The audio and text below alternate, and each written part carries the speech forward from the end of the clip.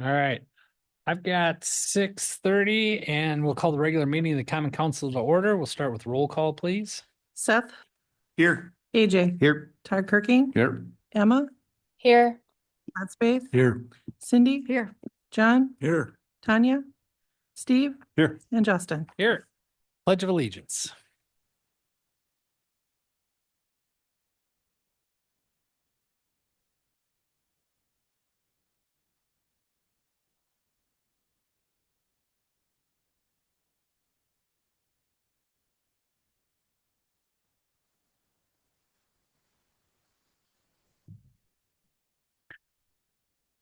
All right. Item number 2, approval of the January 27th, 2026 regular council minutes. This is Tanya. I'll move approval of the January 27th council minutes. It's AJ, I'll second. Got a motion and a second. Any additions or corrections? All those in favor say aye. Aye. Opposed? All right. Item 3, council announcements. Anything anybody has that they'd like to mention? Yeah, go ahead. Oh, yeah, we'd like to bring it to your attention that they're going to have a meeting about Maribel, the transmission line thing, and this time it's going to be in Gays Mills at Saturday, February 7th at 10 a.m. in the Community Commerce Center. And that's something I think we all need to pay attention to and be aware of what's going on because, you know, there's something going on. When you say they, It Who's says they? meetings to help landowners potentially affected by construction. So I assume it's the Dairyland Power, but it just does not say that here. If it's- okay, so we're not sure exactly. Yeah, because there's another meeting on the 22nd that's organized by the group that's against it. So I'm saying this is not that. Okay. It said they've been in retreat, Viola Ferryville. We know they've been in Westby. Some of us went to that one. Saturday, February 7th. Oh, that's last Saturday, 10 a.m. Oh, shucks, that Sorry. must be the wrong one. No, it's okay. I have it on the website, March 10th in Gays Mills on the Maribel Transmission Line website. And Okay. March 12th in DeSoto. The Vernon Reporter. You can go to the maribeltransmission.com. It's in DeSoto or Gays Mills? I'm sorry, On March 10th, is it in DeSoto or Gays Mills? March 10th, 2026 is in Mills, sorry. And March 12th in DeSoto. Thank you. The one I was gonna say is I had talked to Cassie Hannon over at the county, and the county board is actually hosting some representatives from the Dairyland Power at their next county board meeting, which is next Thursday, February 19th. And those meetings are typically in the morning. 9:30, if I remember correctly. So just because it's a matter of public interest and it's coming up. Yeah. It's right down the street, county boardroom, something if you or your constituents was to attend, good opportunity. All right, thank you. Anybody else? All right. Item number 4, first period for public comment. Any public have anything they wish to bring forward? Now would be the time. I have a comment. Go ahead, Tim. Can you hear me okay? Yep.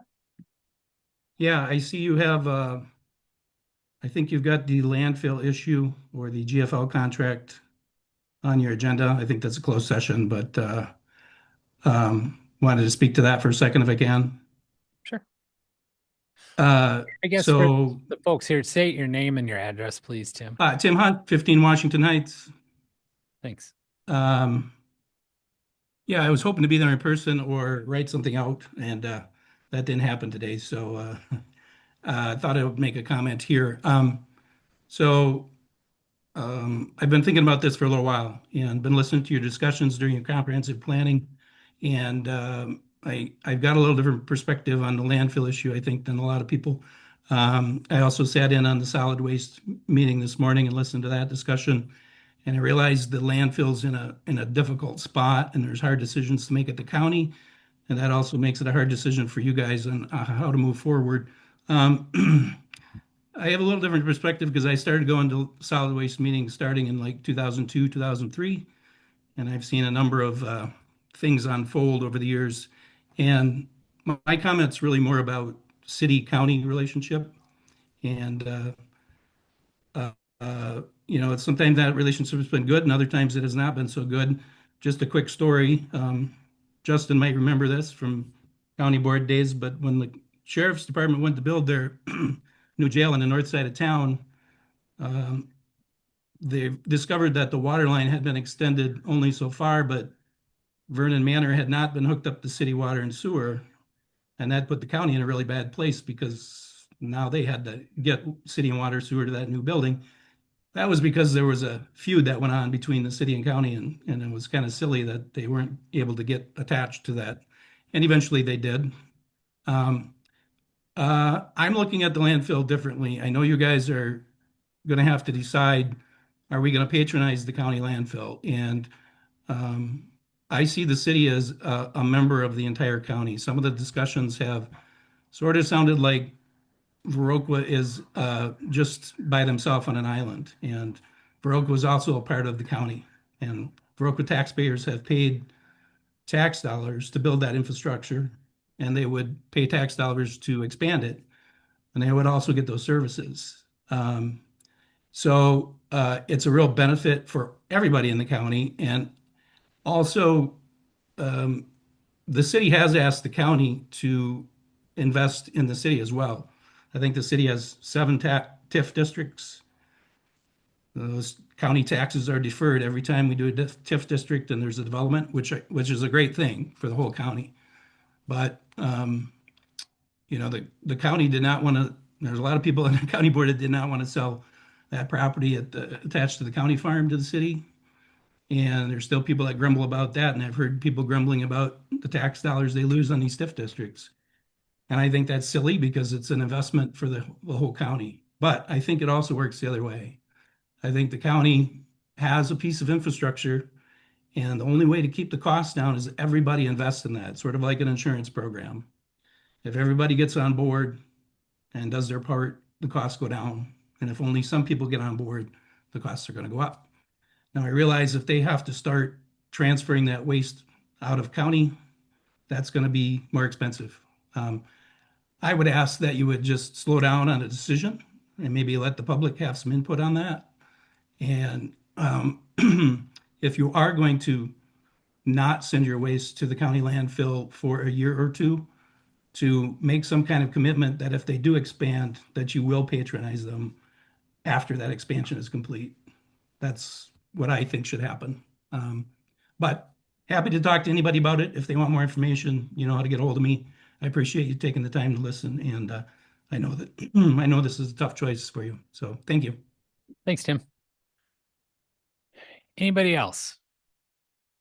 Yeah, go ahead.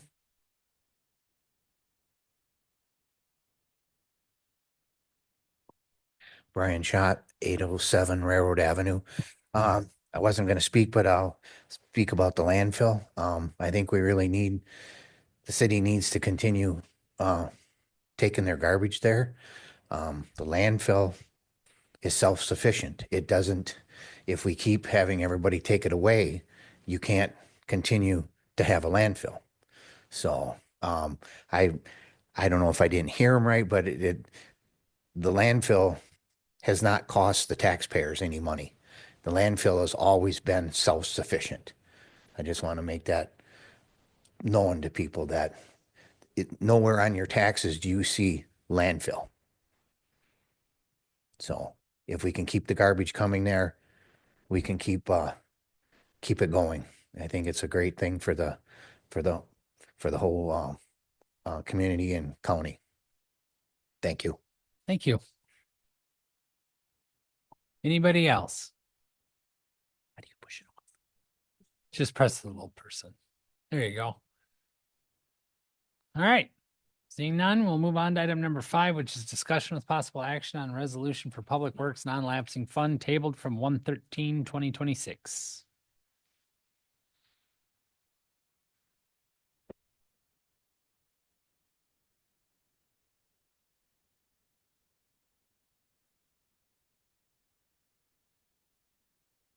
Hey. Well, we're back here again talking about non-lapsing funds, so hopefully this is the last time for Public Works. I need to get here sharing my screen. Oh. Okay, thought maybe you were trying to get my attention. Okay, let's see. All right, so we've seen this a few times here, where we have our non-lapsing funds, our previous estimates for everything was in this requested carryover category. And then if you remember, we talked about coming back after all the numbers were in for the year. And so the numbers have changed slightly. That's what is in this category here. So same categories, same uses, different amounts, right? So what we're asking for is 72,632 and 38 cents for street materials maintenance. That was carryover. We had non-lapsing last year that we used, and if you remember, this was our project that we didn't do because seeing how everything was coming down, I needed to use what I could in the absolute worst spots. So this is intended to be used this year on East South Street. The intention is to do 2 blocks of East South Street sort of in-house. So we can't do paving, we don't do full curb, but we can do all the other work. And so we kind of end up being the general contractor and do a project. So numbers are yet to come in, but this should take care of it. It also has a little bit of seal coating money in there from Prairie Windway rather. And then we're looking at 16,423, 5,639 and 3,555 out of these categories, which was our under budget and oil and gas, sidewalks and garage other. And those would go through to shop improvements. So for those of you who've been around, we had analysis of the public works shop, and there was a number of things put in there, and that was put into the capital improvement plan. But again, knowing how things are going, we want to make sure we can get things done. And so we'll have a second set of proposals come in, but we're looking at this money to go to replacing our overhead doors and some personnel doors. Blah. So that would be a total use of it of 25,618. And then the last would be equipment. One of the main things that we were looking at here is a sander for the pickup. And so it was overage and machinery and equipment and street other, 12,404 and 5,428. And again, looking for equipment for the Public Works Department. So I think this is final numbers. And I realize I don't have the resolution up. I can pull it up though, but essentially you've seen it before. I don't know if Lori, you look like you got something in front of you. It was in your packet along with the listing I that can she pull had here. So the resolution's basically stating we're taking it from these GL categories for a total of $116,082.49 to lapse into the next year until those funds are expended. Oh, I might have already gone past it. There we go. Right there. Poor sizing, but quick way of doing it. So that would be that resolution. Happy to answer any questions. Cindy, I make a motion that we approve the resolution for the non-lapsing fund for street projects, shop improvements and capital equipment. I'll second it. Roll call? Yeah, we'll do a roll call. Okay, John, Aye. Tanya, Steve, Aye. Seth, Aye. AJ. Aye. Todd Kirking, Aye. Emma, Aye. Todd Spath, Aye. and Cindy. Aye. All right, thanks, Sarah. Yep. Item number 6, discussion with possible action on vacating a portion of right-of-way on Railroad Avenue south of Arena Drive. I'll go ahead and get this started, and Sarah can act as our display chief here. And then Brian Schott, local property owner who we've worked with before with regards to his property out on Railroad Avenue, had come forward to Sarah and I with a request to essentially for us to vacate some of the right of way that exists in front of his property. And so that is essentially what's in front of you tonight, is not to make a final decision on it, but send us down to the path and basically let us know, is this something you're interested in doing? So I'll actually let Brian come up and speak. You could probably take your laptop with you, Sarah, just so.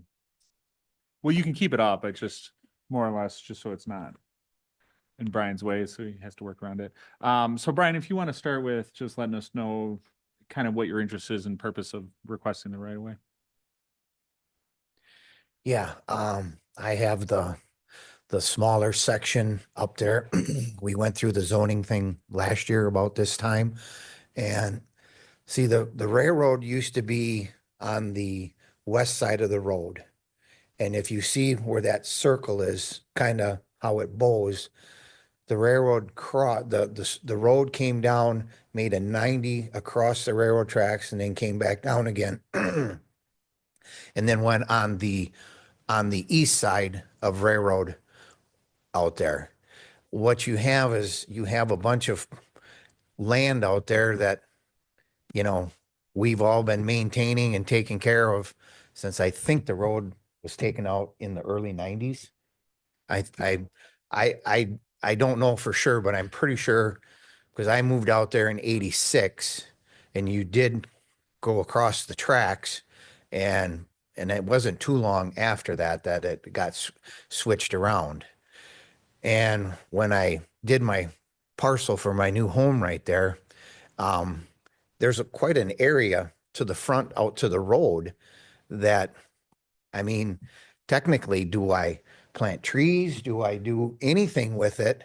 Because it isn't my property or whatever. It's the city's supposedly property. That the city doesn't own it.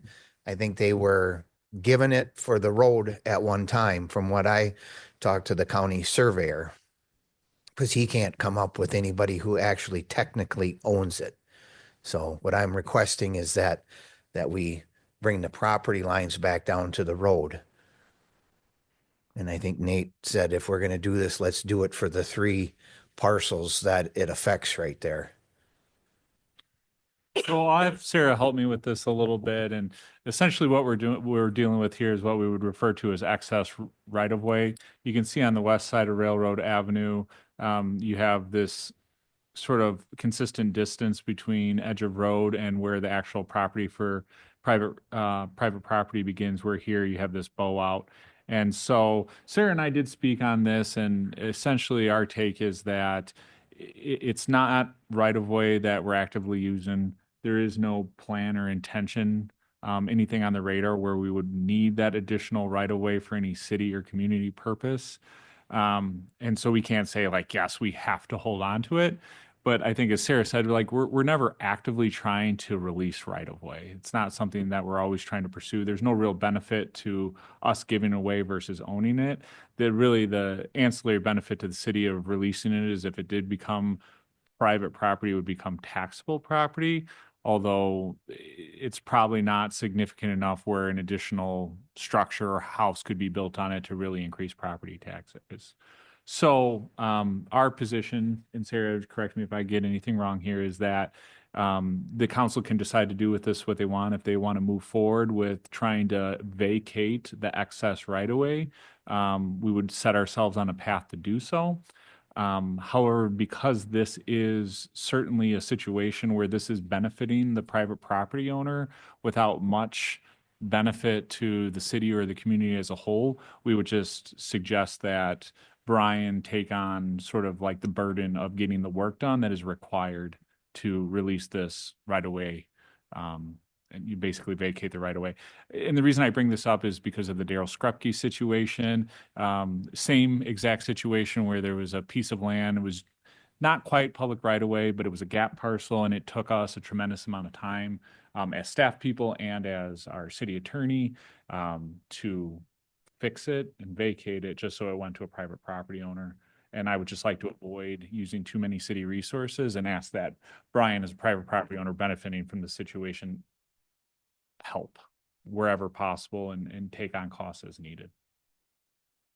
And again, the details of that, Brian and I talked a little bit today, will be sussed out. Certainly we'll be a partner in the transaction. We have to be, but it's just, again, asking for the person benefiting from this scenario to take on more of the onus. So that's really what's in front of you today, is just, I think Brian's requesting that we sort of get a affirmative vote from the council to move forward with this process. Sarah, is there anything left out? Brian, is there anything you want to add? No, I think that'll take care of it all. Ryan, are you the sole owner of the 3 properties that are in question? So The- do you own all 3 properties? that are No, in I question? only own the part, the one where the arrow is right now. Okay, The one straight to the north of me is a rental. And then the other one is a Clements that owns that one. would they share in the cost then? Good question, and that's something we'll kind of sort out. The way that right of way works, and Sarah, correct me if I'm wrong, but when we vacate right of way, it goes to, like, it should be equally to the adjacent property owners. So Brian's not asking for all the public right of way in front of these two to become part of his property. I No, think I'm- generally he's I looking just for want to continue that. Sorry, and I know that's not your asking, I was Right. just clarifying it, but then I did ask Brian if he would make contact with the other 2 property owners and say like, hey, this is something we're trying to do. If the city's gonna release access right away, let's try to take care of it in one fell swoop. And are they on board with taking on that additional property? And if so, then would they share in whatever cost that may come up? Right. And if they're not? Well, we'll sort through All that. right, all right. I mean, I would think it would benefit them just to not have it. I don't know what the cost will be. I don't know how far back we have to look. I mean, what I got was a lot from the county surveyor type of, and that's when he said, well, technically the city doesn't own the land type of deal. It was either given or whatever to put the road in at one time. And he said, most likely whoever the original owner is passed away. They no longer are living in, and he read off some ruling on that or whatever type of deal. But, because as far as I understood, all that ground back there goes back to the Fosters. And if anybody knows, that's where the Hans Petersen Castle is, or whatever you want to call it. They owned 1 square section from right there. And so I would think you go back to wherever that was and how everything got parted off of that should explain it, I would think.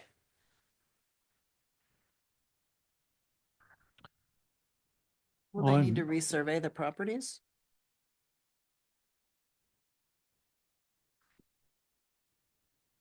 That's a part of all of what this like historical research is going to have to determine, because it's always tricky. If it's a truly dedicated road, then it needs to be vacated and it goes back to which it came. In this scenario, was it the railroad? Was it like how they came into ownership of it? And so depending, you may have to redefine what the property lines are, which would then be a survey. But I don't know that for a fact, because often when it's vacated, there is not a needed to be another survey because it just goes back to what it was. So you'll have to figure that out. Yeah. I'm curious what it's like north of that. It's not a problem, or is that beyond the city limits? Or Well, some of that land used to be the railroad land, and the people were able to buy that when the railroad gave up the land. But, that's why you can see that other line that went through what used to be the Netterlow house. That used to, I think, be the property line, but they got that triangle there when when the tracks got switched over or taken away and the road got straightened out.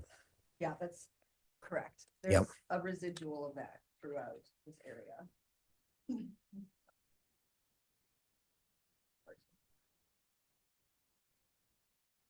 Yep. And you can go through and see, like, if you go back, it shows that the city gave or sold this back to, because usually the rail ends up going back to, sure. Sorry. Tanya, if you choose, swipe your mic. Swipe your. Oh, sorry. Sorry, I make it all complicated. Usually the railroad ends up giving the properties to the city. That's historically what we've seen. So if you remember all that stuff behind Main Street where we had ownership of it and then we ended up selling it, I think these are along those same lines. So yeah, certainly this area where the rail went through has all these like pieces put back together when it's no longer in existence. So. Because I know there was a railroad chunk on the property on the west side that I own. That used to be railroad and that got put in with that piece of property. Sure, yeah, Yeah. that makes sense. I did see like it came all through here. I think they did similar things. Yeah, the tracks were on that side right there until you got to that corner and then they went to the east side.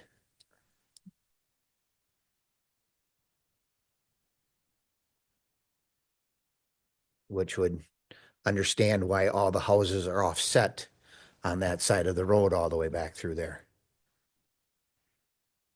This looks like something up here, like that. Those are just trees. And that was one parcel that somebody bought that didn't go to the landowner on the other side. Mhm.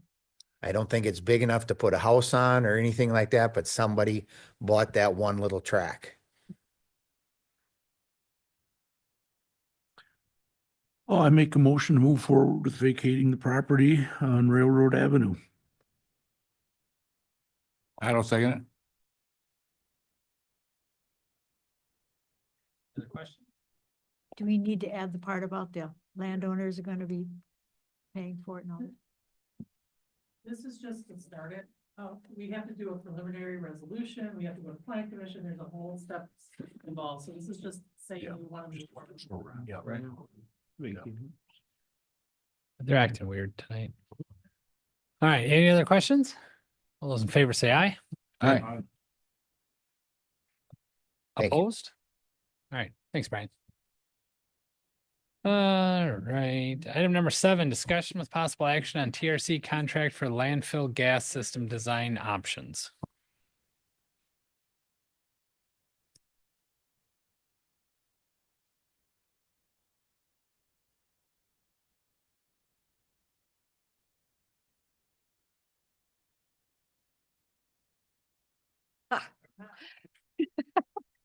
Okay, so landfill,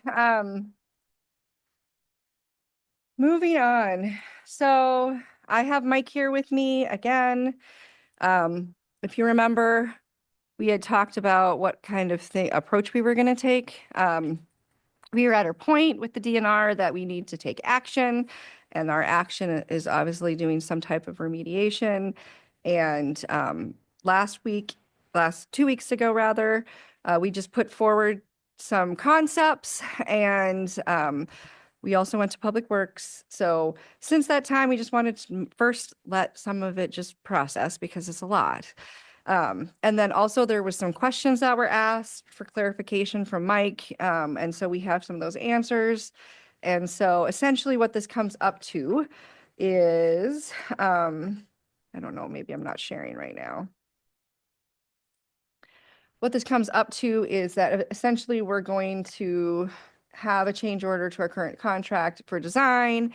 And in order to know this top number here, which is preliminary design of the system, we need to decide on which path we're going to take because there is a significant difference in cost.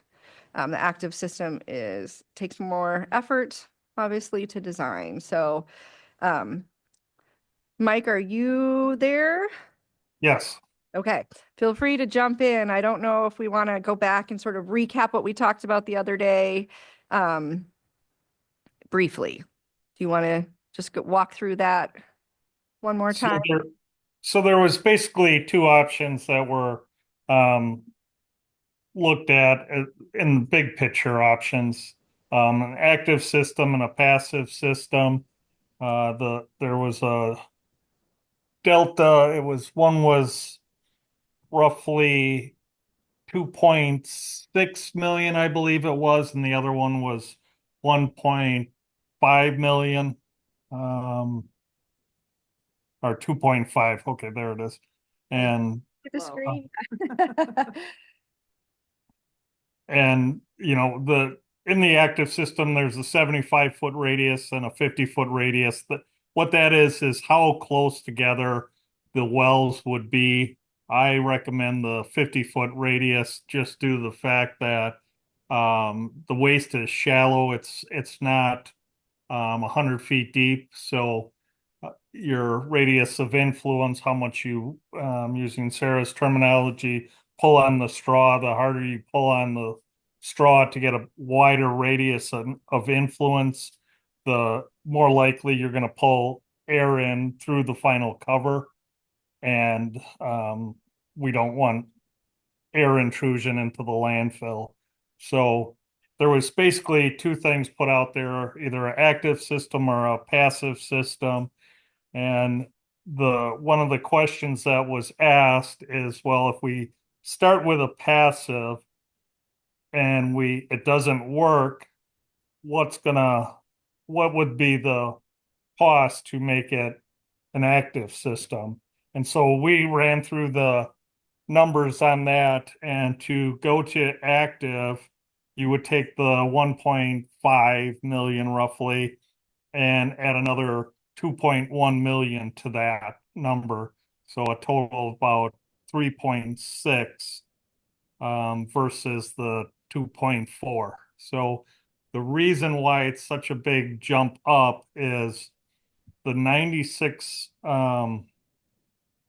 wells and 84 wells, so a total of 180 vents. You're drilling a lot more holes in the ground and putting in vents for a passive system, hoping that you'll be able to capture the gas passively without putting any kind of suction on it. So you're just counting on Mother Nature to let it vent. And in an active system, you wouldn't need that many holes in the ground. You'd only need a total of 64. So about 2/3 of the vents that you put in initially in a passive system would need to be capped off and just left in place. So a large majority of the $1.5 million investment ends up getting capped off and is not part of the active system. So you've sunk that $1.5 million and you're not using 2/3 of it for the active system.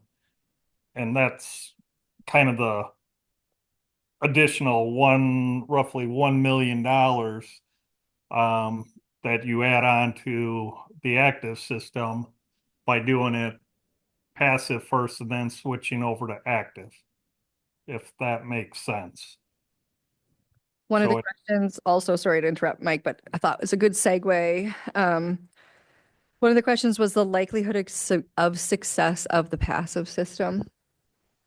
And I have no magic ball on this, but I put it at probably less than 30%. And that I based off of the fact that there already is a passive system out there on both the landfills, which is designed slightly different, but it should be functional and working, but it's not. I mean, it is letting gas out, but not enough gas is getting out that it's not migrating. And the other thing is we did do the test trench, and that test trench is working, but again, not working sufficiently to prevent offsite migration. Part of that is because we found waste outside where it was believed to end, and the gas probes are actually in waste. We put a another gas vent close to one of those gas probes and filled a big trench full of stone and basically put a 10-foot pipe coming out of the ground. And that we haven't tested, but I believe there's probably gas coming out of that, but it's not having any effect on the gas probes in that area. So the little bit, just looking at what passive venting we've tried out there, either recently or in the historical past, the fact that it hasn't been sufficient leads me to believe that a passive system will likely not work due to the geology of the very fine grained sand layer that's located underneath the waste mass and continues outward from the landfill. There's just not a lot of it's doesn't have a lot of silt or clay particles in it that it's very permeable is basically what it comes down to. So it's acting as a very good conduit for gas to migrate. So the only way to stop that is to draw a vacuum so that air is being pulled towards the landfill and not being pushed out from the landfill, which is occurring right now. And there was a question about the cost of a flare, and the cost that we have in there right now includes a blower flare skid. Actually two of them, one for each landfill. So that's already in there, and the estimate for that was about $150,000 each. And Sarah, I don't know, were you able to come up with anything more on the operational costs? I had set a yearly operational cost for the motors would be about 50,000, with other operations such as reporting and monitoring and maintenance being about $30,000 per year. But Sarah, I thought you were thinking maybe my operational motor electricity costs might have been high. Yeah, so I mean, obviously it's hard to know exactly, but just as a frame of reference, so at the wastewater plant, we do have 3 blowers, which are actually relatively similar to what this would look like. But in our scenario, we have 3. One is always running, sometimes 2. So it's not necessarily a direct comparison, but our costs are about that $3,000 mark a month for electricity for the entire wastewater plant. So there's also, the blowers are the big energy consumers at the wastewater plant, but they're not the only thing operating. So I think it's on the high side. I think, that 30 to 40,000 is probably not off. I mean, I think we're going to see a significant amount of energy usage if it's running 24 hours a day, 2 of them.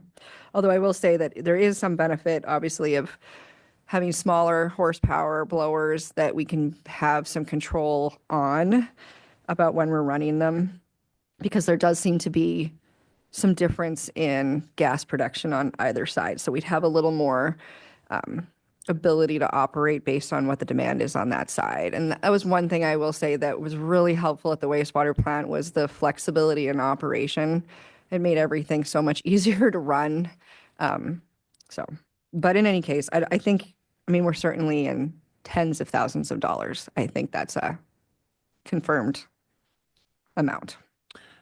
So are they like a variable speed motor that you? Yeah, I'm assuming they're just like that little, a unit that's enclosed and everything is on that skid, right?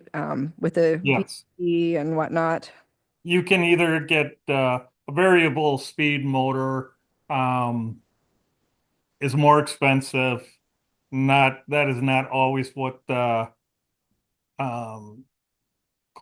basically we recommend, because in a typical landfill that's starting brand new, you would just put in a blower, and by the time the blower died, situation would change and then you just, resize the blower. So, Yeah. a variable speed blower is something that we could definitely look at here because as you start, in the very beginning, you're going to there's a lot of gas to pull out, but as time goes on, that amount of gas is going to start dropping off.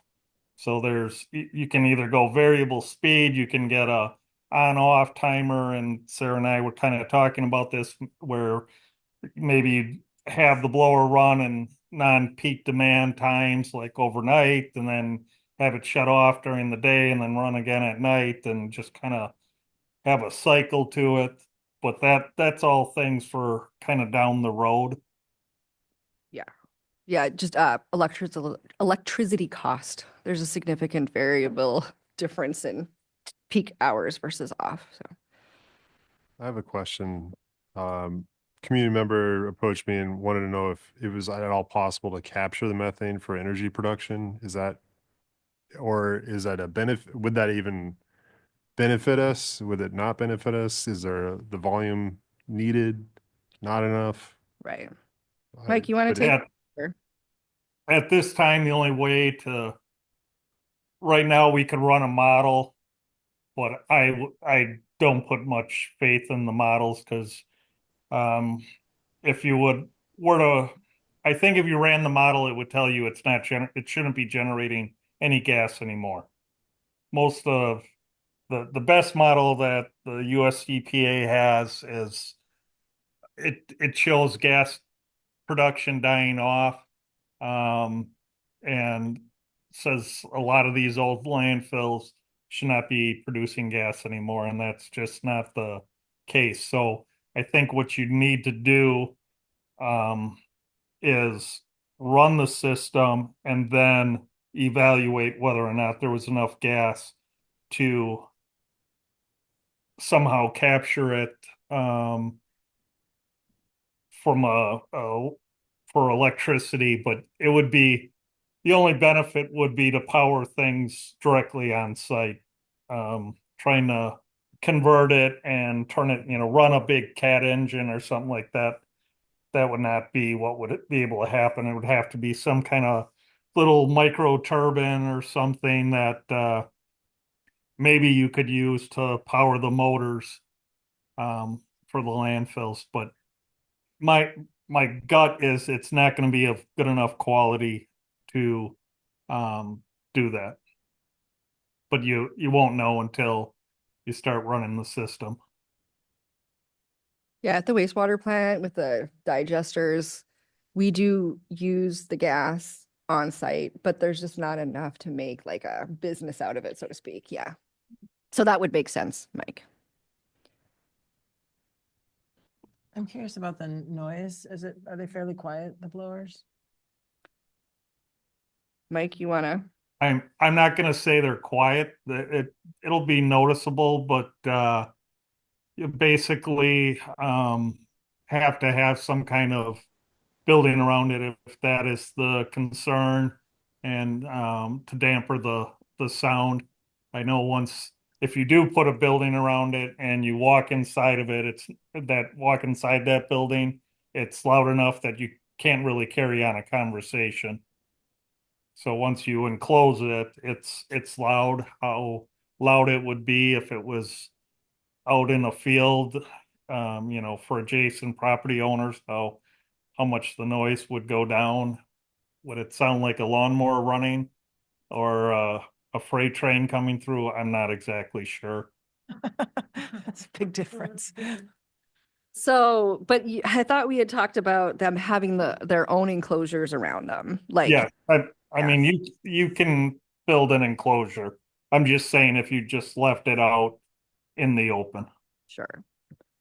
So I was envisioning the ones that we have at the wastewater plant have their own, like they're in a building, but there's 3 of them and they have their own enclosures. And I mean, they're certainly noisy, but they're nothing compared to what they used to be.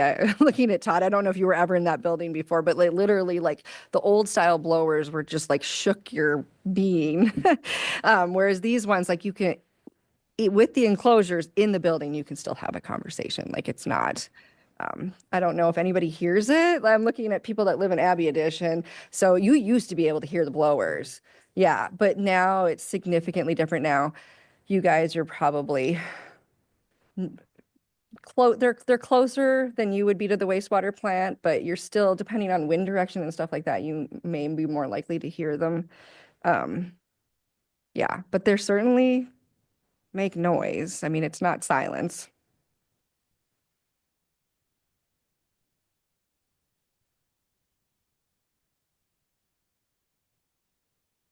Seth, was it you that brought up the possibility of having them run on solar and that we would look into that? Right, and I just brought that up from the concept of trying to think of alternative routes to offset some of the cost of this, is that depending upon the scenario of what grants are available, that sometimes that solar seems like can be pushed at times to be the setup. So I'm sure that's what we can look into as the creation gets Yeah, there's engineered. there's people out there that do that kind of thing, and it's interesting because it's evolved over time. Like, I don't know if you remember, we were approached once upon a time about having solar in the city and tax credits that came back, and so there's definitely people that specialize in it. Focus on Energy obviously would have some information for us, so I don't have the answers, but I think we could certainly explore it. I mean, it's tricky because we can't penetrate the cover, but at the same time, we have land, lots of land. So hopefully there's something that we could work through. And TRC does do solar on landfills, and we got a whole group of renewable people that would be able to do a return on investment for something like that. I don't have the knowledge to tell you if you've got enough square footage to. You probably have enough square footage to generate enough electricity. I just don't know if it would be one of those because I don't know if it would pay for to put that many solar panels on the landfill. You'd have glare issues and things like that come up. So you put the solar on top of the landfill. It may pay for the motors, but does it pay for the panels themselves? Or even wind. It's so windy out there. Be worth looking at. Yeah, there you go. I wouldn't be able to hear the blowers anymore. Who knows? It's interesting when I go out there. So we have that little generator out there running. I mean, it's tiny. I don't even know what horsepower it is, but I often am out there wondering, I'm like, oh, is it on? And I'm like, oh, it's not on. And I walk out there and it's on. Like, I just have to get close enough. So, I mean, I guess it just depends how sound travels and where everything is.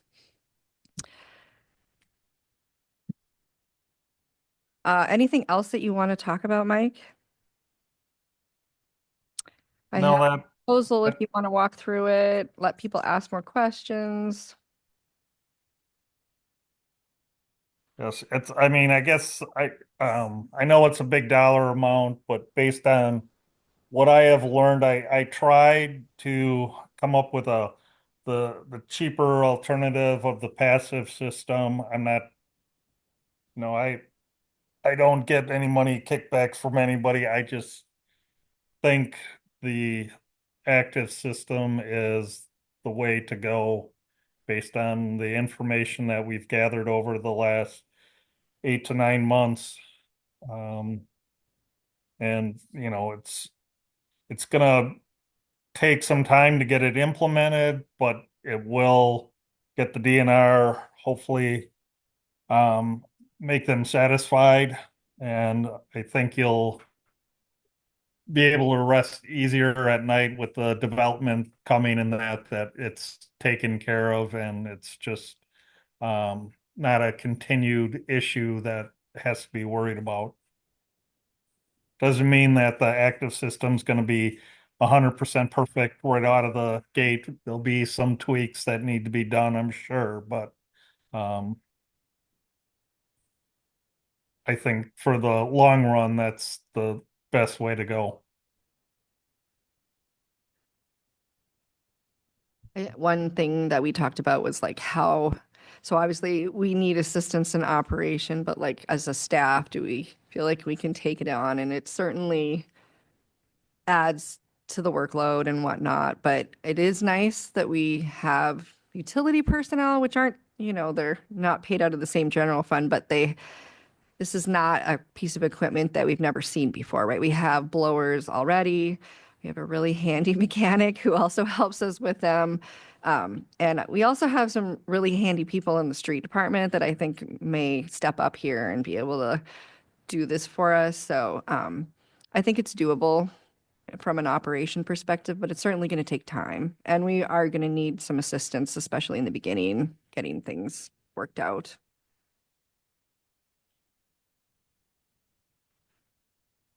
All right, Mike, do you want to walk through this change order? Okay, well, the task one is basically for looking at the systems, which we've kind of already done, looking at the cost for the passive and active gas systems. And then what we have there in the $51,600 is to design the two, one system for the west landfill, one for the east system.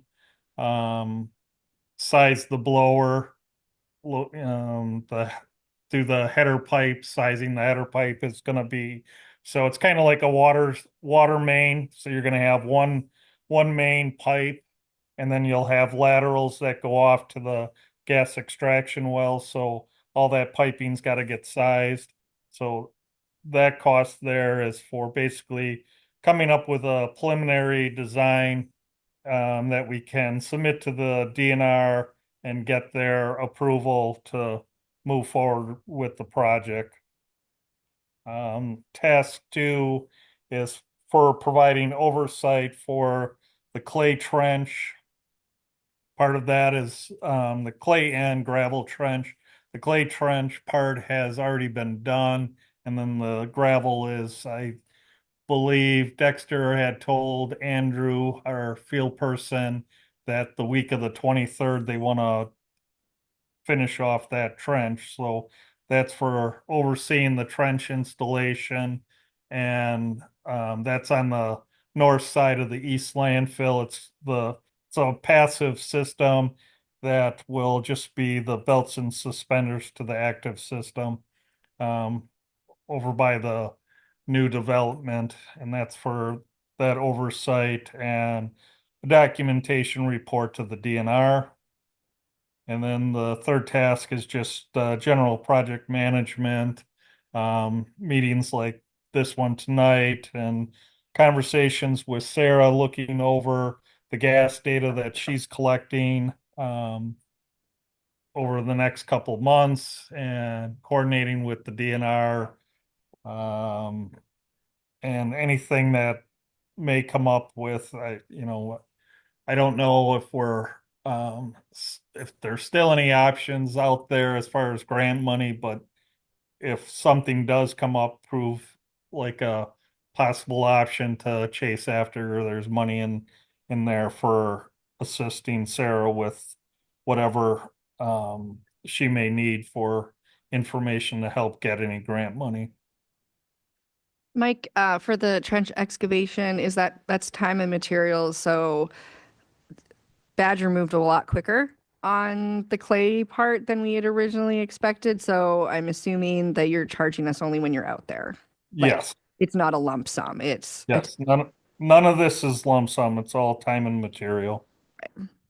So even task 3, if you don't need any help with any grant opportunities, we budgeted 6 hours. If we don't help you with anything, then you won't be charged. Sure. I've been using your pre-existing documents to help me with that today. I figured it was the best way to, the most economical for everyone. And at the last meeting, when we went over the numbers, you said you kind of figured things on the high side. Do I remember hearing that? Yes, we have been coming in under budget, but at the same time there have been, so like the last budget, we were able to do some things ahead of time for what's going on right now. So we've been running below budget, but there's, due to the fact that this project just keeps going and going, we are using up the previous budget, so I do think we'll come in under on this unless there's other new things that develop, if the DNR, once we submit the design, they want us to change something or do something differently. Um, this cost is to look at two different systems. At one point, there was a discussion of looking at just having one blower. So if we get into iterations of what is it, what happens if we only have one blower, then that's a whole nother calculation that has to be done. I just brought So up this in breakout too, because I think that's really important to see. I mean, obviously it's really early on, so you're going to have a high contingency, but you are making some pretty conservative contingency estimates, right? Like you currently have a construction contingency of 30%. yes. And the engine, but that's for the actual building of it. So, Yeah, sorry, I thought maybe that's Well, what you no, meant. that is what I'm talking about. Yeah. Construction, the oh, 2.43 okay. million. I'm hoping not Yes. to Yeah, right. expect any surprises. That's kind of where I was getting at. Okay. I thought you were referring, I Construction. mean, I do have a little bit of contingency in the proposal that's in front of you right now, but yes, I've got a 30% Yeah. Yep. contingency just because we don't have a design in place. So, Right. Yeah. I was and talking. as we get that design in place and we get real numbers from contractors, I can sure that number up and bring it down. But I mean, there's $500,000 in there, and the blower flare skid, we've got two of those in there. Now, if you add the building around each one of those, that's one thing. The electricity isn't included in here. So some of that contingency is to cover the, I guess they're knowns, but not to cover all the little miscellaneous things too. Then I have another question. This is Steve. So in the event like that it isn't producing methane gas, we can turn the blowers off. Is this correct? What would happen is you would propose to the DNR that you run you go 6 months and you do gas monitoring to show, that you're going to turn off the blower and that you'll monitor it for 6 months, 9 months, whatever they agree to, and show that there is no more gas migration beyond those gas probes that you put in. And if you can show that, then you can leave the blower off. And then once the blower's off, would it then kind of operate like a passive system if need be, or is it the blower has to come back on in order? So we would be able to make the top of the passive or the active wells where we could turn them into where they just vent to the atmosphere. Okay. And then you said earlier that the models show that it shouldn't be producing methane, but it is currently. Is there any projection on like how much longer it will be producing methane, or is this just kind of like it just is until it is?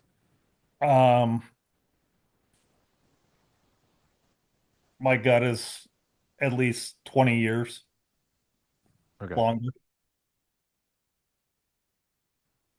When they made the model, that there weren't the model was first probably introduced in the 90s, so there wasn't a lot of historical data, and it's really based on the climate, the type of waste that's been disposed of, how wet the environment is, how, you know, how warm it is within the landfill. Those type of things. So the model typically shows a big spike in gas and then it tails off, drops off rather quickly, and then it has a long tail to it. Well, I don't think it's what's happening in reality is it doesn't tail off as quickly as the model shows. It stretches out for a longer period where it's at a high enough concentration to be a problem. But then it just will continue to tail off over time. So it peaks. Their model kind of shows a peak that goes up and comes down at about the same rate, when in reality, I think what's happening is it peaks rather quickly and then it just at the tail of the curve just goes on a lot. It drops off a lot slower.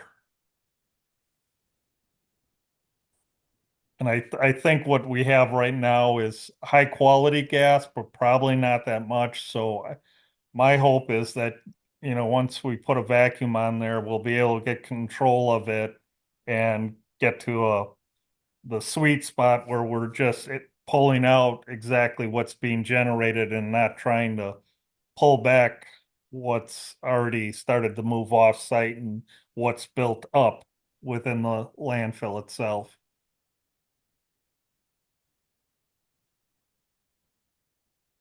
Thanks, Mike.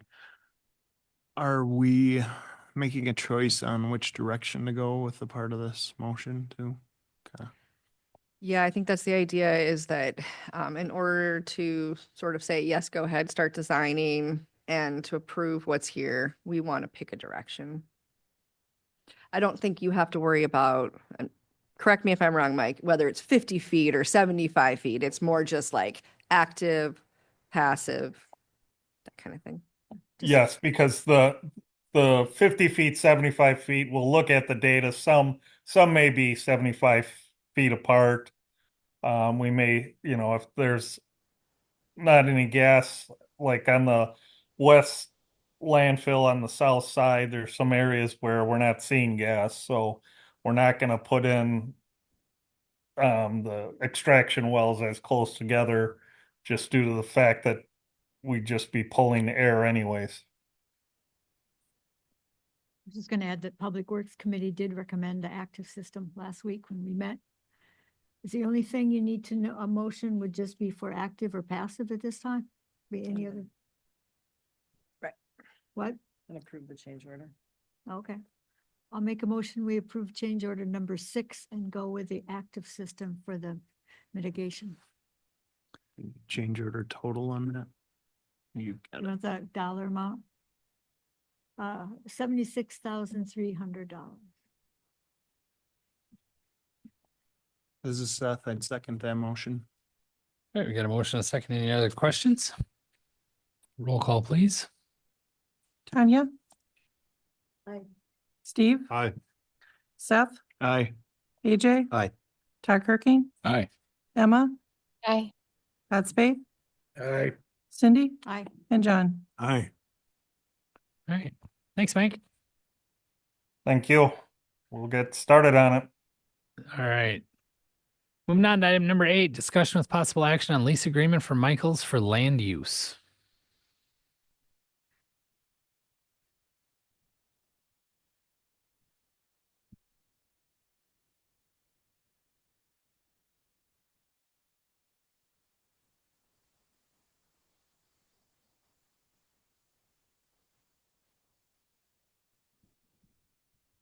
This was included as part of your packet. We had been approached by Michael's construction company about use of property adjacent to the, ooh, I lost video somehow. Hang on one second. The property adjacent to the old fire station. Give me 1 second. I guess I need to bring it up again.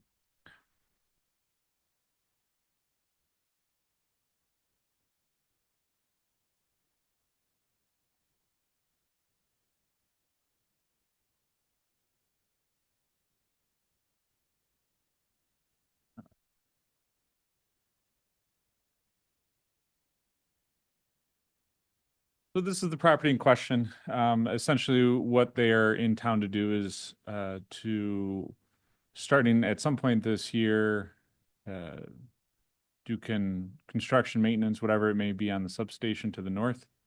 And so using this piece of property right here as a staging location is advantageous for us.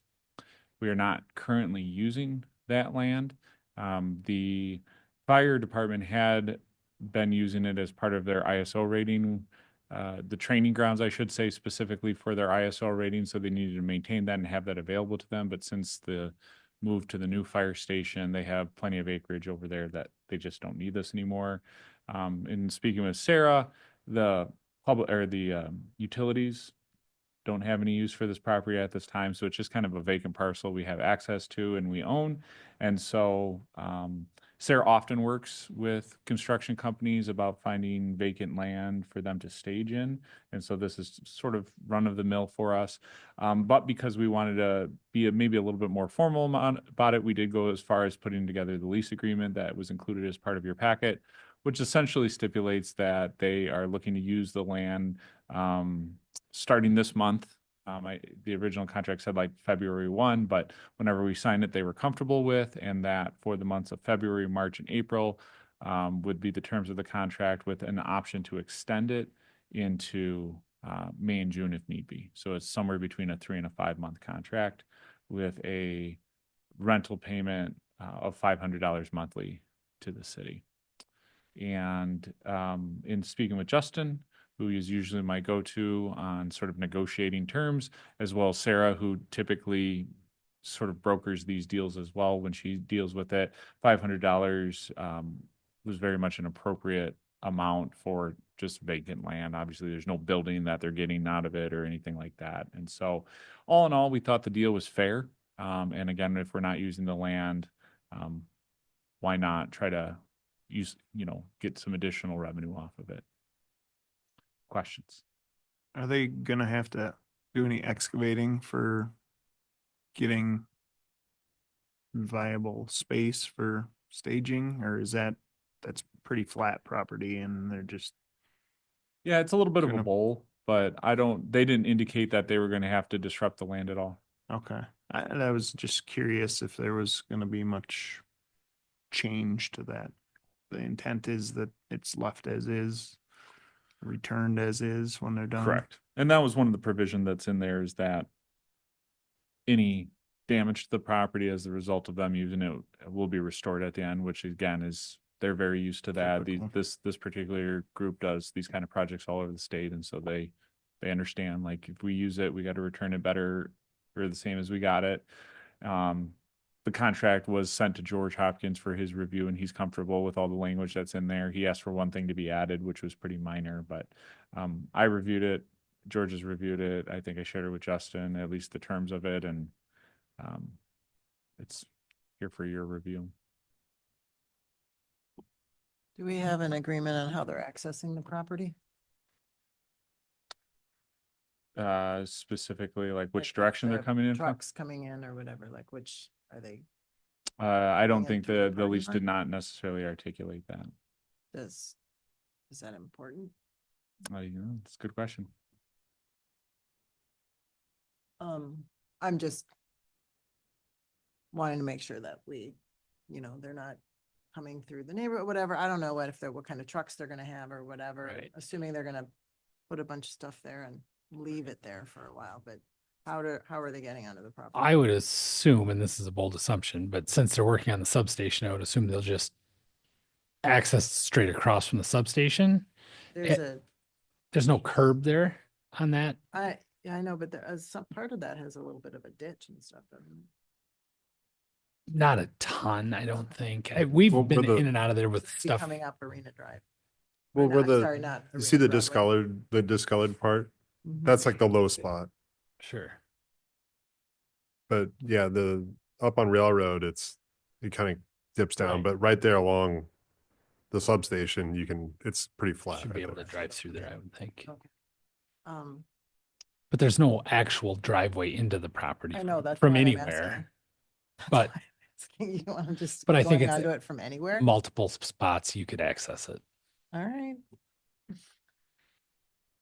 I mean, See, yeah. Is there a think it could particular? be- I think it could be a good idea just to clarify where the entrance to the property is. These Otherwise, gentlemen do with we care microphones. if they're going to just be entering it anywhere? It's, Yeah, I mean, I guess I'll ask Sarah as sort of somebody who deals with this sort of stuff, whether or not she has any concerns about where they choose to access the property from. Again, they're responsible per the lease agreement for remedying anything that they damage in the extent of using it. And I guess that's part of why I said like, yep, I think generally we all understood that this is a vacant piece of grass that wasn't intended necessarily for, it doesn't have its own ingress and egress, and so we're gonna have to make do with what it has, and anything they damage along the way, they're gonna have to fix, so we'll just be well, mindful you of can that. access it from the from the place where the fire No, entered. it's too No? steep. It's very steep drop off there. Mhm.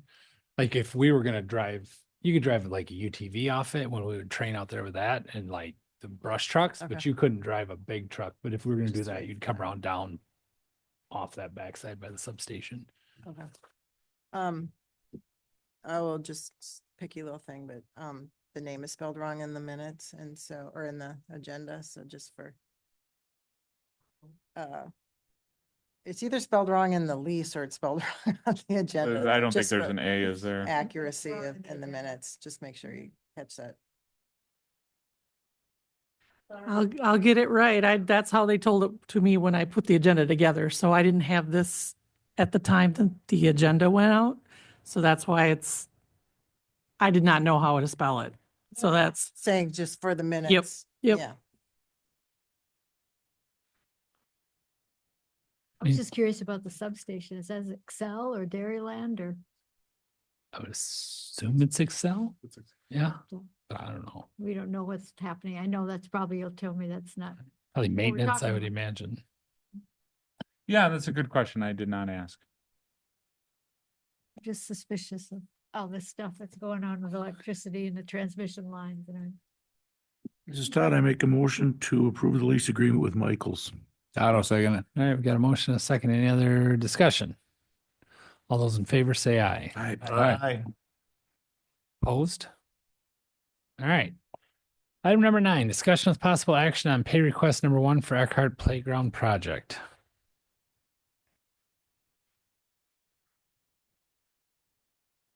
At the end?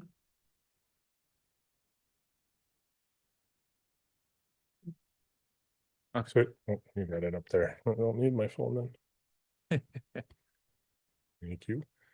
So if you guys remember correctly, back in December, we signed the contract with Play by Design to start the process on designing, and well, we kind of already designed the playground, but go forth with them to build the playground at Eckhart. Nate caught this actually when we were talking to him on their schedule. It said 10% due upon signing. We're in February right now. So we're just trying to clean that up as we go and follow their schedule.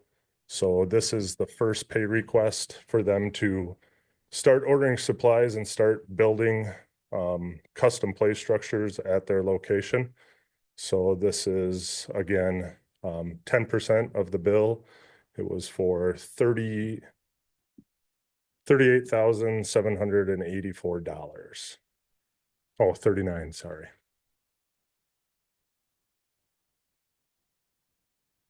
This is Steve. I make a motion. We pay the $39,784 to Play by Design. AJ, I'll second. I got a motion and a second. Any discussion? Roll call, please. Steve, Aye. Seth, Aye. AJ, Todd Kirking, Aye. Emma, Aye. Pat Spade, Aye. Cindy, Aye. John, Aye. and Tanya. Thanks, Gail. Item number 10, discussion with possible action on options for city hall hours. Okay, this is something that all of us at City Hall have kind of put our heads together, and when we started doing closed for summer hours, we were able to use that as time when we could have team meetings and actually get together and actually talk about the things that are happening with each other. When we're open from 7:30 to 4:30, we don't have that option.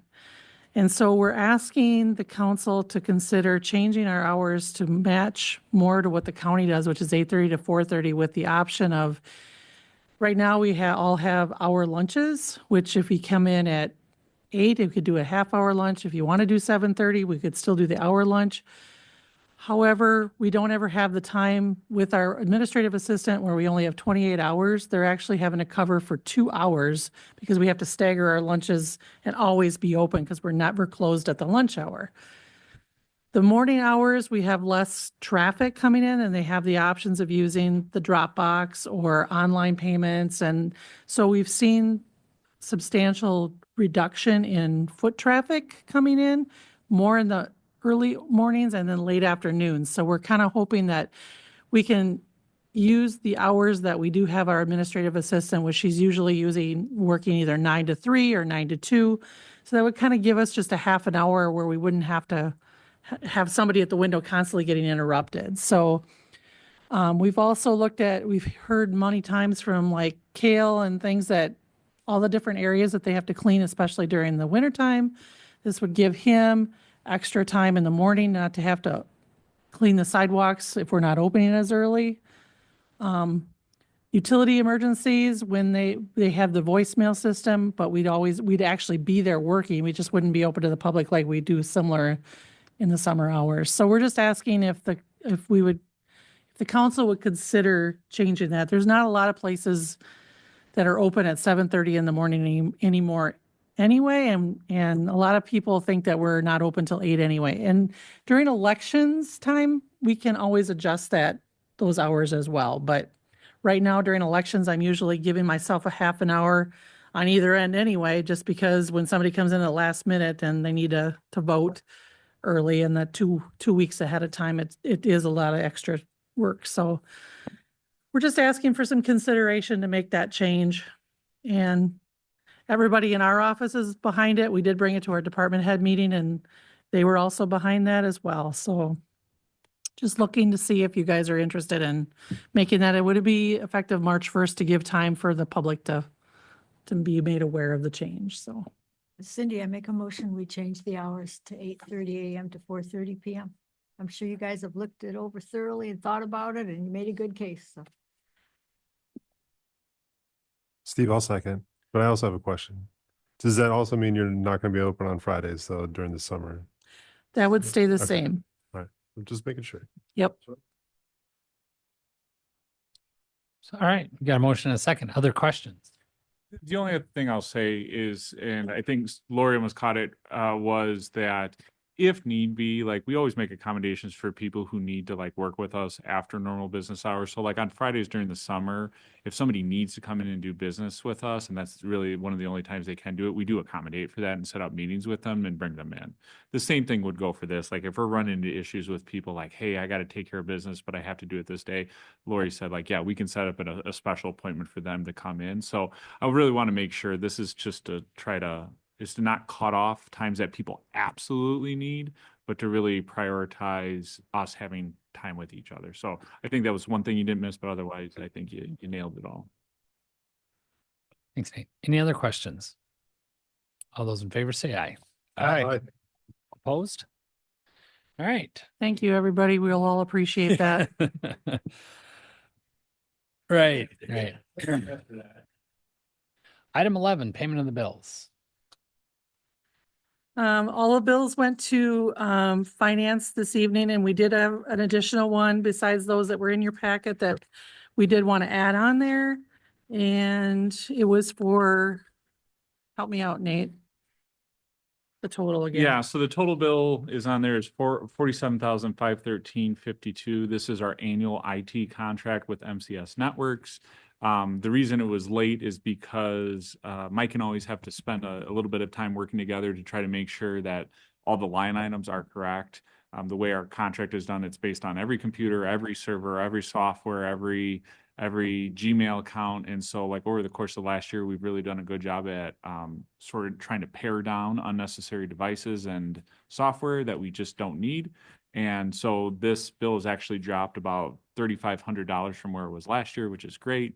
But it just took a little time to get there. And so this is broken out between the PD, City Hall, Fire Department, streets, utilities has a portion, and then, of course, to like monitor your guys' mailboxes and provide IT support as needed. And finance did forward this. Yep, as finance well. did add this one along with the rest of the bills. I move to pay the bills, including the IT contract bill for whatever that was. We need 47,513.52. I don't second it. I got a motion and a second. Any other discussion? Roll call, please. Seth, Aye. AJ. Aye. Todd Kirking, Aye. Emma, Aye. Todd Spade, Aye. Cindy, Aye. John, Aye. Tanya, Aye. and Steve. Aye. All right. Oh, sorry. Next is item number 12, possible closed session per Wisconsin statute 1985 1E, deliberating or negotiating the purchasing of public properties, the investing of public funds, or conducting other specified public business whenever competitive or bargaining reasons require a closed session. This in regards to GFL contract amendment, extension, and use of Vernon County landfill. Did you want to do public comment first, like we've done before? Sure. Second period. Good point. As long as I don't have to read that again when I come Yeah, back. that's right. Yeah. So just before you make that, so what we'll do is we have two representatives from GFL back there that we would love to have speak and just introduce themselves. There was a proposal, I think, that was sent out as a second addition to the packet. And then if you want to break That's what we'll do. Yep. and then go do public comment, and then we'll talk about closed sessions, just because Tim being an excellent example, he wanted to make public comment regarding the GFL item in particular. So We'll let these gentlemen speak, then we'll do public comment, then we'll take a break, then we'll come back and go into closed session if that works for everybody. So, Mike, Scott, if you guys would like to come up to the podium, I'll go ahead and put your proposal on the screen. You can kind of go through this with us real quick.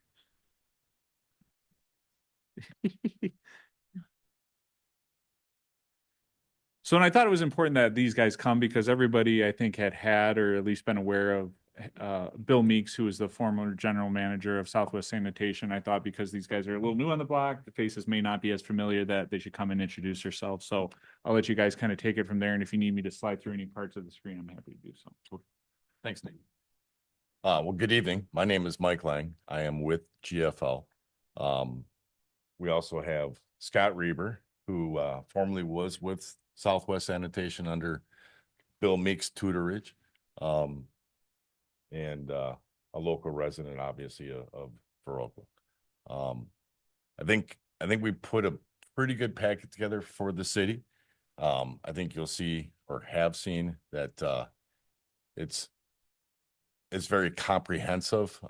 It shows that, you know, you guys are going to be saving money going this route versus having to take the waste to the Vernon County landfill. I don't know. I know there's some opposition to that, obviously, and it's understandable. But we locked the pricing in for the next 3 years, including this year as well, for the duration of the extension of the existing contract. And I know there were some provisions that we worked out with Nate on this, excluding some fees that were being previously charged on some commercial containers for the city. I believe one of them was the fire department and the police station. I guess I don't really have Well, any thanks. questions. Well, I'll provide a little bit more context as well. I'm sorry, I probably should have teed this up a little bit better. Our contract with GFL is for 3 years. The first year was 24, and then it was set to expire at the end of this year. So 24, 25, 26. Within the contract and the RFP we put out, which these guys applied to and were awarded back in 2023, there was a segment in there for a 2-year extension. And so I thought, let's not wait till the last minute. Let's reach out and talk about whether or not we want to execute a 2-year extension. So that's part of the reason why we're here today is like we are on the timeline as specified in the contract to talk about a 2-year extension. So at the same time is at the very end, I want to say mid-December, we received a notice from the Vernon County landfill that tipping fees were going up $5 due to the need to replace a engine, I believe, in a compactor. And so based on that and the fact that we did not budget for that $5 per ton, and we just for reference, we do about 100 tons to the landfill per month. So that $5 per ton does add up. And we thought, well, let's talk. And also being cognizant of what was going on with Vernon County landfill in terms of their airspace issues or lack of airspace, right, for taking on additional garbage, I felt like it was prudent to bring this forward at this time. And so I've been working with Scott and Mike for the last month or so to see like, hey, what does a extension look like? And over the course of a couple back and forths, meeting with the mayor, they put forth this proposal, and I'll distill it down a little bit because they always do a nice job of putting something on brand. But really, what the terms of the contract that we're talking about are outlined here on this one sheet, and essentially, per the provisions, the extension of the contract, we'd be looking at extending the contract for another 2 years, but also amending what the rates look like for 2026. So I know Tanya was curious about it. I'm sure the rest of you want to know as well, but these are the rates that we've been paying in the first half of our contract. So $5 for garbage collection, $4.50 recycling, and then through future years. You notice the jump here as part of their proposal, they're recommending $8.60 for garbage and $4.75 recycling. And the reason for this is because, and I kind of was talking with Tanya about this very briefly ahead of the meeting, was that with GFL, we're not paying them to dispose of the garbage. We're just paying them to collect said garbage, and then they are going to Vernon County landfill. And then we're paying a separate fee to Vernon County landfill to dispose of the garbage, also known as our tipping fee. So essentially why there's such a big jump here is because the tipping fee is now integrated into the garbage collection cost. So that big jump there between the 26 and the 2026 amended is essentially bringing that in. And I can go into in a little bit here, but generally speaking, that's about on par with what we're paying in totality when you count in GFL's contract for 2026 and how much it costs us per month to send our garbage to Vernon County. And then so on and so forth, you see the escalation of the prices going into 27 and 28. And of course, we will talk about the negotiation of, is this a good deal? Is this a bad deal? What do we want to do? Do we want to ask for something? We'll do that in closed session because that's all part of bargaining. But I think it's appropriate for the public to understand what the proposal is from GFL at this time.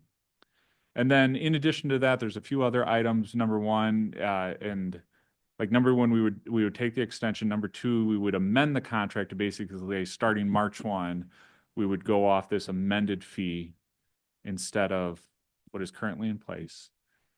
Two, and this is the big one, we would remove section 4.6 of the current contract requiring all waste go to the Vernon County landfill. And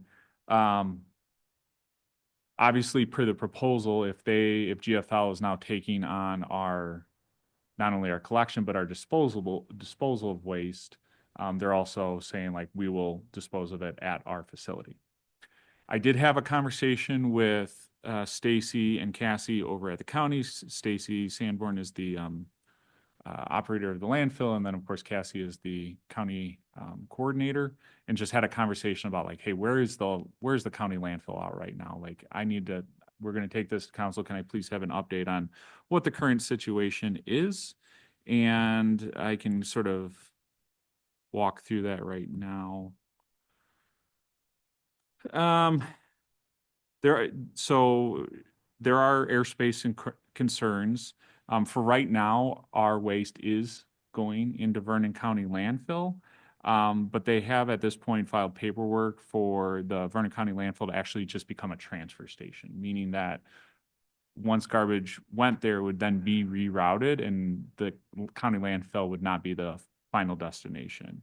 They haven't decided on exactly what that looks like or what tipping fees look like, but they are talking about making that change as soon as possible because they're running out of airspace, meaning they're running out of usable space where they can actually take on more garbage.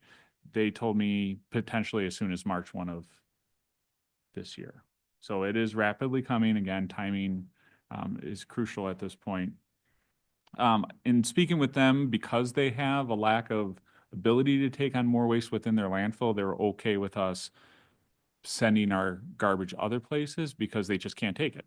And it would actually cost us significantly more. Like the tipping fees would go up because now it's not the end line, there's trucking fees and other tipping fees that then we would have to pay. After that, they are still going through the feasibility process on landfill expansion. Probably 10 months from now until the DNR would make a determination, right? So they're not even talking about the landfill expansion being up and running in 10 months. That's just when the DNR would make a determination. And by their best projections, it will be about 2 years before the new cell of the landfill will be able to take on more trash. So The transfer part of it's just temporary then. yeah, Yeah. that's what they're trying to do. But they don't have commitments or guarantees yet that they're actually able to expand because DNR has not weighed in on that yet. And even if they did, we wouldn't be able to take our trash to them for 2 years. So as you can see on there, if you roughly say, okay, March 1st of 2028 is when they can really start taking on new trash, our contract here goes through the end of 2028. So just as an understanding, like, I guess what I'm saying to you guys, by my conversation with the counties, like they really can't take our trash at this point. And from my understanding of how the meeting, I think it was their infrastructure meeting went earlier this week, that they're okay with that and with kind of the direction we're going temporarily, right? Because they can't take it for what seems like the next 2 years. So I'll stop there on that. I'm happy to answer any questions. The only other thing I added there was a couple more minor things. One is that I requested that we add language to section 3.4, which basically goes into like what kind of toters we're receiving, and just requested that we have the option on colors. We would stay with the Southwest Sanitation blue, like you guys have now. Yes. So, it's just, You don't want to look like Coon Valley and have them bright orange or green. it's fine. There's nothing, I mean, if that's your jam, I'm They okay stick with out that. the sword. But, like, no, I just, like we like to, let's pick out colors, right? Why not? And then two is, the last one is, under attachment A, we were receiving basically, the city as part of our contract with GFL was receiving, equipment and, collection at our municipal facilities. And for whatever, and I don't know how this came into being, I think mostly is because some new services were added after we signed on to the current contract back in 2023. The fire department, police department had asked for some new things as well as the wastewater treatment facility. And because we were already in contract, they gave it to us for the normal price instead of it being able to embed it here. Well, if we're going into a contract extension, I've just added across the board that we receive free collection and equipment rental for like dumpsters and recycling carts and other things at our facilities. So, which is nice because it saves the city probably about $600, $700 a year on that. So those are the big changes. Any clarifying questions at this point? Any questions for Scott or Mike? Go ahead. I have a couple of questions, some for Nate, but I'll just ask you guys. I was just curious because you put together such a nice presentation for us. What you mentioned in there that you support local businesses and charities, and I was just curious what you did in 2025. What local?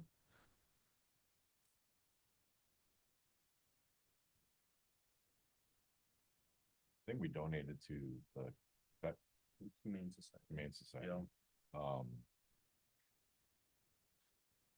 I can't honestly answer that without double checking.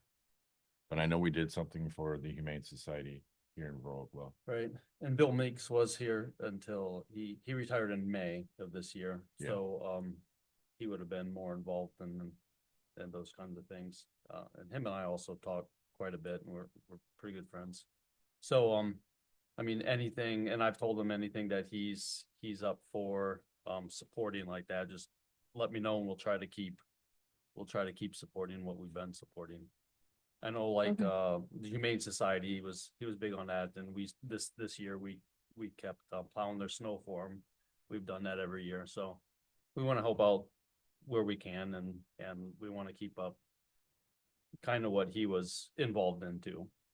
Yeah, well, I mean, you mentioned it in here in 2 paragraphs, so I would love to know what community engagement you are involved in specific to our area, since you put it in there. I appreciate that. I think my other questions were just about those, and maybe this is more for Kale. I noticed there's only one garbage receptacle and one recycling at Eckert Park. And I was curious if that, like, when we have events and stuff, like those things fill up really, really fast unless we're like the ones that are at the shelter. Is that the ones that we're talking about? Or are we talking about the ones over by the bathroom? And because don't your guys empty the ones? So the ones at Eckhart, we haven't used those in 3 years since I've been here. If a special event comes in, they go through GFL or Southwest or both of them. And any extra ones, they provide special events. So you just let them know an event's happening and then they bring in some extra bins? The organization contacts them on the number of they want. Oh, We don't got have it. any at Eckhart anymore because we have the green ones that we maintain. Okay, The and two others. you don't want GFL ones up there? No, we don't use those up there. Oh, okay. No, I know you don't use them, but do you? No, You we want them? don't need them. No. Okay, I just waste know that they, you they co- fill up pretty darn fast But the waste you collect from up there goes into the free bin that's down at the park bowl. Yes. down in the park bowl. So, right. Okay, So we're disposing it in their bin, just down at the got bottom. it. So you feel like you have enough? Yes. Okay, because it didn't feel like you had enough to me. So that actually could go off because we don't have any up there. And who does our Main Street trash containers? We do, Who does our Main Street trash containers? we do. Okay, it's listed here as none on this thing. Community Main Street trash containers, none. There's 3 different, Main Street containers, so trash and recycling containers that we do, pick up weekly. I think the equipment means none, that we're not providing the Right. containers. The containers are provided by the city. Okay. They just handle collection. I got it. Okay. Okay. Thanks for clarifying. And then the only thing that was missing for me was, just numbers and that's for Nate. So, you said our current thing was $5.30 per resident per month on your chart that you had that we didn't have. That did not include the tipping fees. So when you factor in the Vernon County tipping fees, what's that number? Just the most recent one, or maybe the one with the $5 increase. Sure. Thank you. As it translates, about $340 per household per month is what's on the bill for 2026. Now, do note, what's important to note on that is an outdated number because that's based on a $60 per ton landfill tipping fee, and again, as of January 1, they increased to 65. So that number would essentially go from 340 to 360.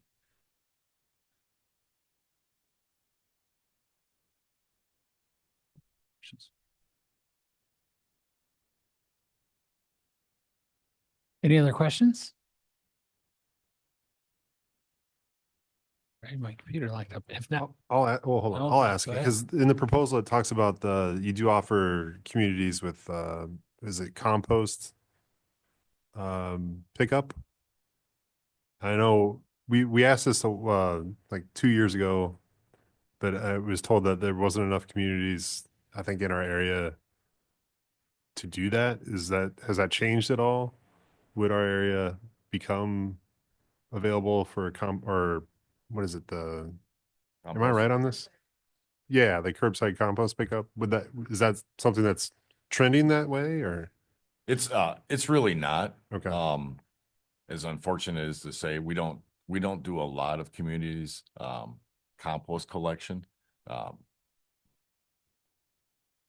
Off the top of my head, I would say we do 5 communities from here all the way to Lake Michigan that we do compost collection. Okay. Thank you. Any other questions? All right. Thanks, gentlemen. Thank you. All right.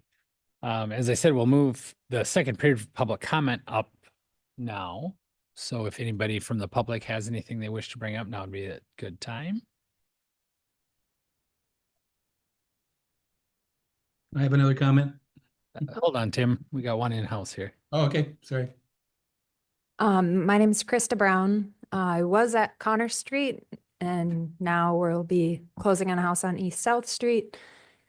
Thank you for rearranging the agenda so that we could understand kind of all the information that you're going over tonight. I want to echo what was said earlier in public comments about making a thoughtful decision on, just as you have been doing with our current landfill. I think we need to be a leader and a partner about how and where our waste goes in our, not just our county, but our state.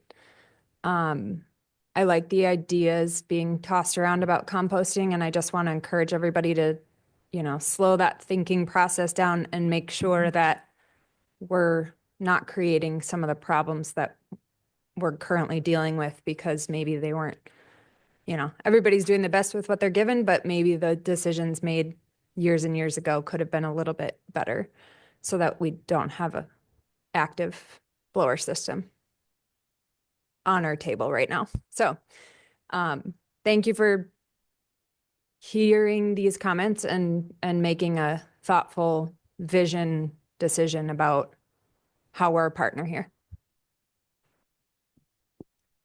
Thank you. Go ahead, Tim. Yeah, I wanted to offer just a little additional information. Maybe it'll be helpful for your discussion, but the county does have a proposal on the table. They had their engineers, when they did that airspace study, take a look at their pretty good sized portions of the current landfill that have what they call intermediate cover on it. It's not the final cover, but it's been covered for a while. And those areas have settled. And the engineers estimated that if they would be allowed to peel back that intermediate cover that has, some of it has excess soil on it, 3-4 feet deep. If they were allowed to do that, they would have an additional 18,000 cubic yards of airspace. That's about 2 years worth of space at their current rate, which is about 10,000 a year. So it would buy them additional time. So I realize that you guys are in a time crunch as well, but I'm just, I think it might be worthwhile to allow them to explore that option before you make this decision. Just a thought. Thank you. Thanks, Tim. Anybody else? All right, hearing none, we're going to take we'll take a 5-minute break, then we'll come back and we'll go into closed session.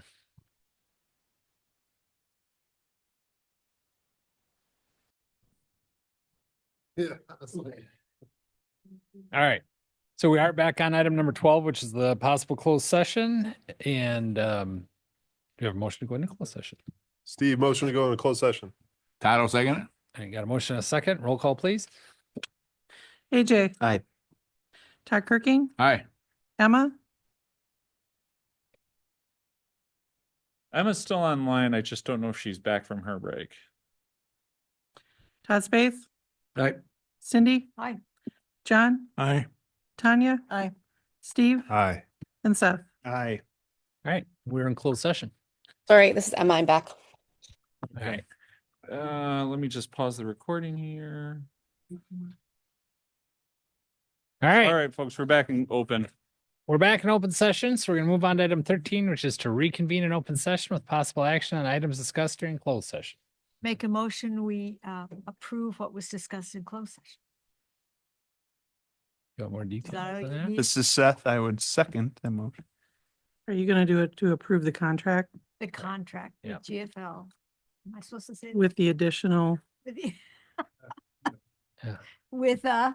additional toter at Welcome Center I didn't think we wanted to say it out loud. Oh, yeah. Yeah, for contracts. for contracts you do? Okay, Did you get And that, you- Lori? And you're okay with Aye. that second? Second sorry. that Lori. amendment. Any other discussion? Roll call, please. Emma, Aye. Todd Spath, Aye. Cindy, Aye. John, Aye. Tanya, Aye. Steve, Aye. Seth, Aye. AJ. Aye. And Todd Kirking. Aye. All right. Next item's adjournment. I'd make a motion to adjourn. Steve, second. Is there a second? There's a second. Steve. Did it. Sorry, I didn't hear you. Yes. All those in favor say aye. Aye. Aye.